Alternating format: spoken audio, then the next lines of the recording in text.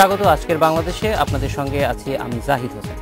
শিল্পী একা নন, তার কর্মের সুধাহরণ করেন অগুন্তি সমজদার। আঁকিয়ে আর দর্শকের সংযোগ ছাড়া চারুকার্যের সার্থকতাও আসলে অসম্ভব। শিল্পমঞ্চের এই দুই চরিত্রের সেতুবন্ধনে কাজটি করে থাকে শিল্পালয়। শিল্পকর্মের সৃজন, প্রদর্শন, সংগ্রহ আর সংরক্ষণের পথ সুগম করে চিত্রশালার অবদান দেয় অনস্বীকার্য। নাগরিক জীবনে বিনোদনেরও বড় একটি অংশ জুড়ে আছে শিল্পের প্রদর্শনী। এসব নিয়ে আজকের আলোচনা ক্যানভাসের পেছনে। কথা বলতে আজ আমাদের সঙ্গে স্টুডিওতে আছেন গ্যালারি চিত্রকের পরিচালক শিল্পী মোহাম্মদ মনিরুজ্জামান, ঢাকা বিশ্ববিদ্যালয়ের অধ্যাপক, চারুকলা অনুষদের ছাপচিত্র বিভাগের শিক্ষক শিল্পী রোকেয়া সুলতানা এবং শিল্প পত্রিকা ডেপার্টের সম্পাদক শিল্পী মুস্তফা জামান মিঠু। এছাড়াও আমাদের সাথে সরাসরি চট্টগ্রাম থেকে যোগ দিবেন চট্টগ্রাম বিশ্ববিদ্যালয়ের চারুকলা ইনস্টিটিউটের অধ্যাপক মনসুরুল করিম। আপনাদের সবাইকে স্বাগত। মনিরুজ্জামান ভাই, প্রথমেই একটু জানতে চাইব যে এই যে আমরা প্রতিদিনই ঢাকায়, প্রতিদিন না হলেও প্রায় প্রতি সপ্তাহে আমরা প্রদর্শনী হতে দেখি। তো এই ধরনের প্রদর্শনী হচ্ছে এবং গ্যালারির সংখ্যাও ঢাকায় একদম কম নয়, ঢাকার বাইরেও কিছু কিছু প্রদর্শনী আমরা হতে দেখছি। তো একটি সার্থক প্রদর্শনী করবার জন্য আপনাদেরকে কি কি প্রস্তুতি নিতে হয়? ধন্যবাদ আপনাকে। আসলে গ্যালারি এবং শিল্পী, একটা সময় ছিল যে আমাদের গ্যালারির সংখ্যা খুবই কম ছিল।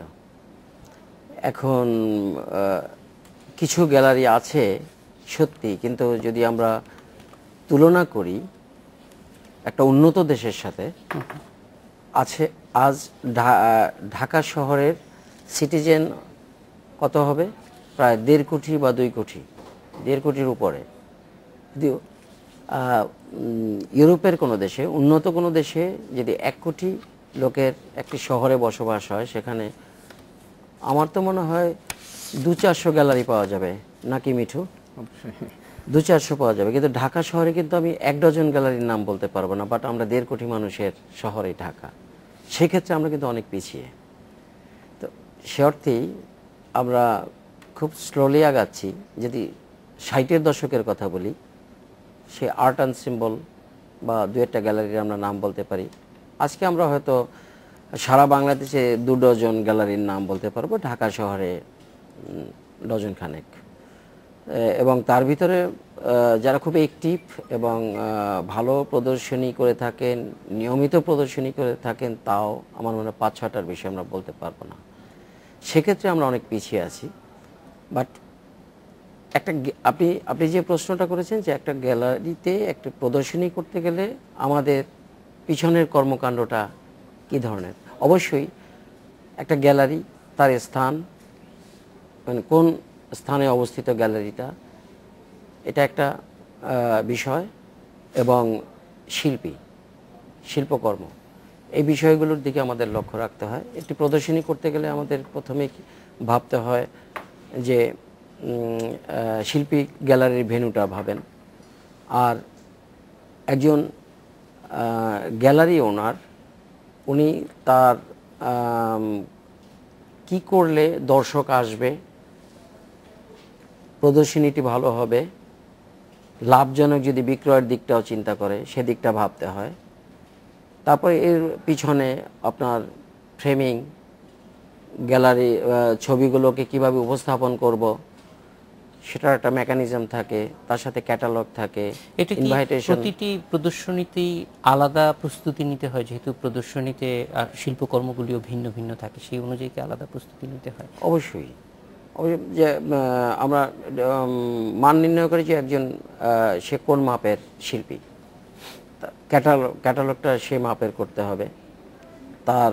এবং প্রচারগুলো অলমোস্ট একই, মিডিয়ার কারণে এখন বর্তমানে যে আমরা প্রতিটি প্রদর্শনী কি অন্ততপক্ষে সর্বসাধারণের ভেতরে শিল্পরসিকদের কাছে পৌঁছে দেওয়ার জন্য আমরা সেটা মেকানিজম একই ধরনের, যে আমরা প্রচারটা করে থাকি। জি, রোকেয়া সুলতানা আপা, আপনার কাছে একটু আসতে চাই যে শিল্পীরা তাদের চিত্রকর্ম প্রদর্শনীর জন্য যে প্ল্যাটফর্মটি পাচ্ছে বিভিন্ন গ্যালারিতে, সেই প্ল্যাটফর্মটি যথেষ্ট কিনা এবং যথেষ্ট না হলে কি করণীয় আছে বা কি ধরনের উদ্যোগ নেওয়া হচ্ছে? আমি আমার এখানে সতীর্থ মুনিরের সাথে এই ব্যাপারে একমত যে আমাদের পর্যাপ্ত গ্যালারি নেই বাংলাদেশে।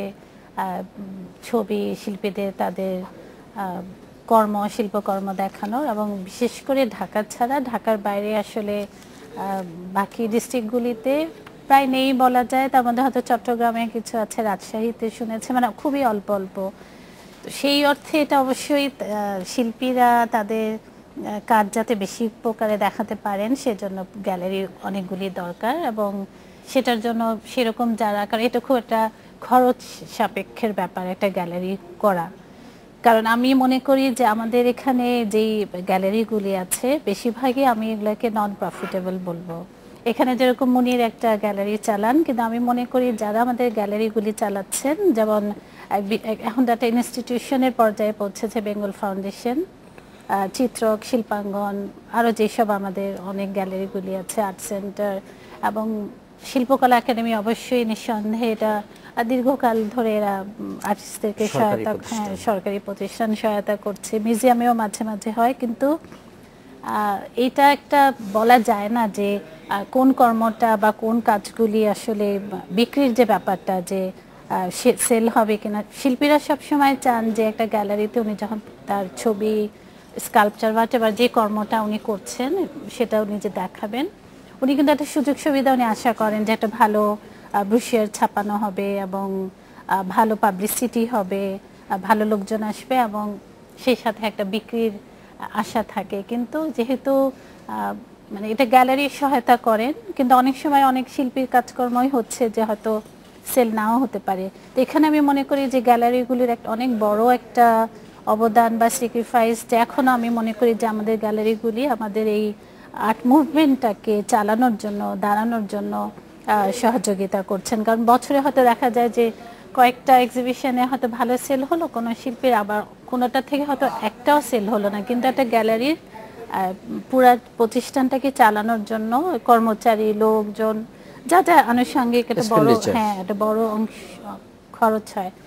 তারপরে আমি বলবো যে একটা দেশের একটা সিভিলাইজেশন সবকিছু, একটা দেশ কিন্তু দাঁড়ায় তাদের এই যেটা সুকুমার বৃত্তি বা শিল্পকলা, বিভিন্ন ক্ষেত্রে, আমি শুধু ছবি আঁকা বলছি না বা আর্টের জায়গাটা না, সব কিছু নিয়ে। অতএব এটার প্রচার এবং প্রসার না করলে একটা সভ্যতা, একটা দেশ, জাতি সে পুরো এগিয়ে যেতে পারে না, এবং তার যে ভবিষ্যৎ জাতি তাদের জন্য আসলে দরকার যে এই পজিটিভ সাইডগুলি, যে শিল্পকলা, এবং সারা পৃথিবী জুড়ে শিল্পকলার একটা বিশাল আন্দোলন হচ্ছে, নানা রকম আর্ট মুভমেন্ট হচ্ছে। তো অনেক সময় আমাদের এখানেও দেখা যাচ্ছে যে আমি যেহেতু একটা শিক্ষা প্রতিষ্ঠানের সাথে আছি, যে অনেকগুলি জায়গাতে অনেক স্পন্সরও দরকার লাগে।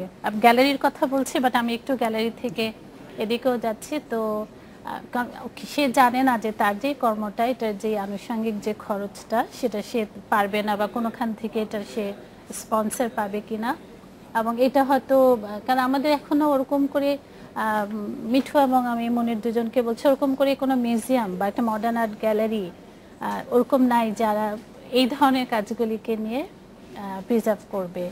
তো একটু মিঠু ভাইয়ের কাছেই যাব। মোস্তফা জামান, আপনি একটি পত্রিকা চালাচ্ছেন এবং এটি বাংলাদেশে খুবই সফলভাবেই কাজ করছে, এবং এই ধরনের আর্ট নিয়ে যেহেতু আপনারা কাজ করছেন, ফলে এই দুই পক্ষ সঙ্গেই আপনার যোগাযোগ অনেক বেশি। সেখানে আপনারা কি ধরনের প্রতিবন্ধকতা দেখছেন, যেটা মনির ভাই কিংবা রোকে আপা বললেন? আসলে আমি যেই পক্ষের, সেটা একেবারেই আলাদা। যে নলেজের জায়গা নিয়ে যারা কাজ করে, সেটা তারা এখনো আসলে মেইন স্ট্রিমে আসতে পারেনি বাংলাদেশে। ক্রিটিসিজমের জায়গাটা ঠিক মেইন স্ট্রিমের কালচারে ওইভাবে আসে নাই। সেটা সাহিত্যের ক্রিটিসিজমই বলেন কিংবা আর্টের ক্রিটিসিজমই বলেন। আমার যেটা মনে হয় যে বাংলাদেশে যেটা দরকার প্রথমে, কেন শিল্পচর্চার কতগুলো ধাপ আছে। প্রথম ধাপ হচ্ছে যে আমি ছবি আঁকছি আর্টিস্ট হিসেবে, এটা ফার্স্ট ধাপ। এটা একটা স্পেসে হয়, এটা প্রাইভেট স্পেসে হয় অনেক সময়, কিংবা পাবলিক স্পেস বলতে যদি মনে করি যে আর্ট কলেজে হচ্ছে বা কোনো একটা কালেকটিভ স্টুডিওতে হচ্ছে। সেখান থেকে দ্বিতীয় ধাপে আমি প্রদর্শনীতে যাচ্ছি, ওইটা আবার আরেকটা স্পেস। এখন এই দুইটা স্পেসের মধ্যেই কিন্তু আসলে মূল বিষয়টা আটকানো থাকে আর কি, যে এখন ছবিটা তৈরি হলো একটা প্রাইভেট স্পেসে, সেটা পাবলিক স্পেসে গেল, গিয়ে অ্যাপ্রিসিয়েশন দরকার হয়। প্রথম হচ্ছে অ্যাপ্রিসিয়েশন, তারপরে তো কনয়েসরশিপ, যে বিক্রি হবে কিনা বা এই ধরনের কোনো বিষয় আসবে। তো কনয়েসরশিপে আপনি যদি জাম্প করতে চান, তাহলে এখানে অ্যাপ্রিসিয়েশনের জায়গাটা খুব পরিষ্কার করে নিয়ে আসতে হবে। এবং অ্যাপ্রিসিয়েশনের জায়গায় আসলে ডেপার্ট বা এই ধরনের অন্যান্য আরও যা পত্রিকা আছে, কি বাংলায় বলেন, আমরা ইংরেজিতে করছি, তার কারণে আমাদের ফোকাসটা হচ্ছে বাইরে, যে আমরা বাংলাদেশের আর্টকে বাইরে নিয়ে যেতে চাচ্ছি। কিন্তু অ্যাপ্রিসিয়েশনটা যদি তৈরি করতে পারি, যেমন বাইরে অনেক গ্যালারি বা মিউজিয়াম এখনও তাদের আউটরিচ প্রোগ্রাম থাকে, যে স্কুলের বাচ্চাদেরকে আর্ট অ্যাপ্রিসিয়েশনে ঢোকানো, কেন এরাই হবে ভবিষ্যৎ অ্যাপ্রিসিয়েটর এবং বায়ার। এই বায়ার শ্রেণী কিন্তু তৈরি করতে হয়, এবং নতুন মানি, নিউ মানি, যেটা নতুন মানি বাজারে আছে, নতুন ক্যাপিটালিজমের আন্ডারে যেই মানি, সেই মানির সাথে কিন্তু নতুন এক্সিবিশনের ধরন, এটা কিন্তু বদলে গেছে বাইরে ইউরোপে। কিন্তু আমাদের এখানে ওইটা জাস্ট আমরা নকল করার চেষ্টা করি মাত্র। কিন্তু আমাদের এখানের যে নতুন মানি, সেটা হচ্ছে খুব অল্পভাবে আসছে, কিছু হয়তো ম্যাগাজিনে আসছে, কিছু হয়তো স্পন্সরশিপের মাধ্যমে আসছে। তো এইটার যে ফ্লো, মানির যে ফ্লো আর্টে হওয়ার কথা ছিল, যেমন পার্শ্ববর্তী দেশে ইন্ডিয়া, পাকিস্তানে, এমনকি শ্রীলঙ্কায় যতটা আছে ততটা হচ্ছে না।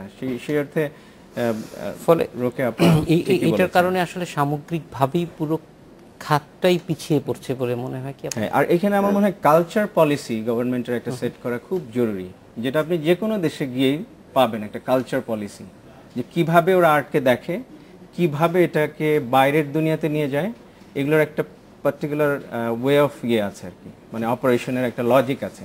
যেমন ভাই, আমরা এই জিনিসগুলি আরেকটু জানবো, যে বাইরের দেশগুলোতে আমাদের আর্টকে একটা কানেক্টিভিটির ভিতরে কিভাবে নিয়ে আসা যায়, আমাদের দেশের যারা আর্টিস্ট আছে তারা দেশ এবং দেশের বাইরে কিভাবে নিজেদেরকে সংযুক্ত করতে পারে।